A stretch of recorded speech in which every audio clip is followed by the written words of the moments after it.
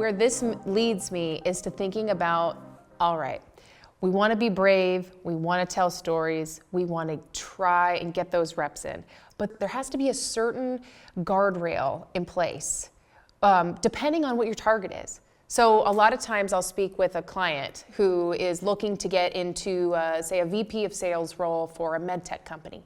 And they say, well, hey, I'll just get out there on social media and I'll throw some of my personal stories on there and how I was mistreated by a boss and how I joined this company and it's not what I thought it would be.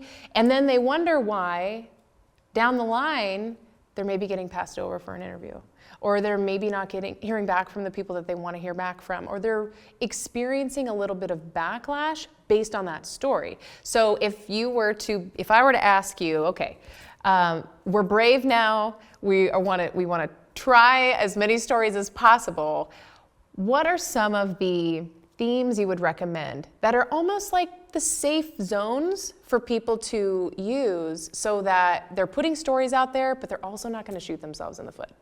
So it's very important to recognize who your audience is. I mean, that's very simplistic, but very true, right? Mm-hmm. I think a lot of people have heard that. But we need to ask ourselves, like, the depths of what that audience is. Mm-hmm. So you and I have talked ad nauseum over the last few years about someone's ICP/C, mm-hmm. ideal client persona, and/or community. It's really important to dial into what that is. Mm-hmm. So what generation are they? What family dynamic do they have?